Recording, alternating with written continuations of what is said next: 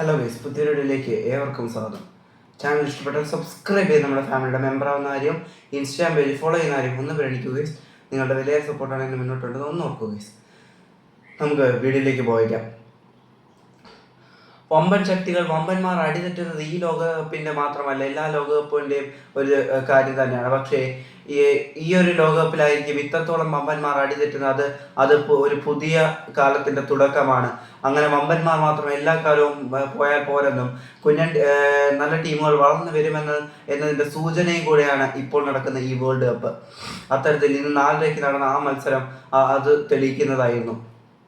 അതെ, മലനിരകൾ കയറിയൊന്നും ആരും വരില്ല എന്ന് വിചാരിച്ച ആ വിശ്വാസത്തിന് കിട്ടിയ അടിയായി അമർ ഡിയാലോയുടെ ഗോൾ നെഞ്ചത്ത് കൊണ്ട് ഇക്വഡോർ മത്സരത്തിൽ തോക്കുന്നു. ഐവറി കോസ്റ്റിനെതിരെ 1-0 ഐവറി കോസ്റ്റ് ഇക്വഡോറിനെ പരാജയപ്പെടുത്തുന്നു. പിന്നീട് തൊട്ടടുത്ത മത്സരം സ്ലാട്ടൻ ഇബ്രാഹിമോവിച്ചിന്റെ സംഘമാണ്. അങ്ങനെ ആ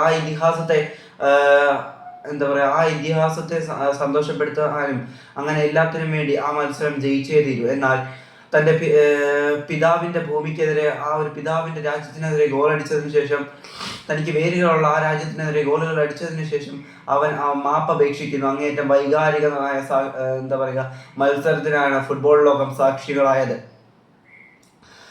അത് കേവലം രാജ്യസ്നേഹം മാത്രമല്ല, അത് സങ്കടവും സന്തോഷവും ഒരുപോലെ വരുന്നതായിരുന്നു. തൻ്റെ പിതാവിനോടുള്ള സ്നേഹവും കൂടെയാണ് ആ മനുഷ്യൻ ആ സമയം കാണിച്ചത്. മത്സരത്തിൻ്റെ 7-ാം മിനിറ്റിൽ അയാളുടെ പേര് യാസീൻ അനാരി. 7-ാം മിനിറ്റിൽ യാസീൻ അനാരിയുടെ ഗോളിലൂടെ 1-0 സ്വീഡൻ ലീഡെടുക്കുന്നു. തുടർന്ന് 30-ാം മിനിറ്റിൽ പിന്നെ മത്സരം ഇങ്ങനെ പുരോഗമിക്കുന്നു. 30-ാം മിനിറ്റിൽ വിക്ടർ ഗുക്കിറസിന്റെ അസിസ്റ്റിൽ നിന്ന് അലക്സാണ്ടർ ഐസക്കിന്റെ ഗോൾ എത്തുന്നു.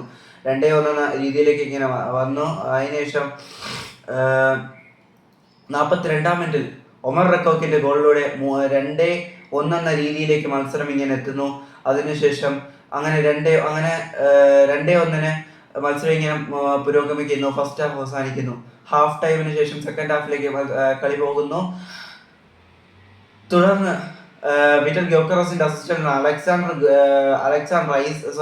അലക്സാണ്ടർ ഐസക്കിന്റെ അസിസ്റ്റന്റിൽ നിന്ന് വിക്ടർ ഗ്യോക്കറസിന്റെ ഗോൾ എത്തി. 3-1. അവിടെയും തീർന്നില്ല. പിന്നീട് 77-ാം മിനിറ്റിൽ അടുത്ത ഗോളും കൂടെ നേടി സ്വീഡൻ. അവിടെ നിർത്തുമെന്ന് വിചാരിച്ചു, എന്നാൽ അവിടെയും നിർത്തിയില്ല. ഒരു പക്ഷേ ആ മനുഷ്യൻ വേദനയോടെയും സന്തോഷത്തോടെയും ആയിരിക്കും അത് നോക്കിക്കണ്ടത്. തനിക്ക് വേരുകളുള്ള 2 രാജ്യമാണ് ഒരേ സമയം സന്തോഷത്തിലും സങ്കടത്തിലും കടന്നു പോകുന്നത്. തൻ്റെ പിതാവിനെയും ആ മനുഷ്യൻ വേദനയോടെ ആ സമയം ഓർത്ത് കാണണം. പിന്നീട് 87-ാം മിനിറ്റിൽ അതേ യാസീൻ അനാരുടെ ഗോളിലൂടെ 5-1 രീതിയിലേക്ക് എത്തുന്നു. അങ്ങനെ വേൾഡ് കപ്പ് ഭൂമിക പോരാട്ടങ്ങളാൽ പൊടിപിടിക്കുന്നു. ഇന്നും വരുന്നുണ്ട് ഒരുപാട് മാച്ചുകൾ. നമുക്ക് അതിന്റെ വിശേഷങ്ങളുമായി വരാം. വീഡിയോ ഇഷ്ടപ്പെടുന്ന തന്നെ ആയിരുന്നു. Thanks for watching. മറ്റൊരു വീഡിയോ വരുന്നത് വരെ.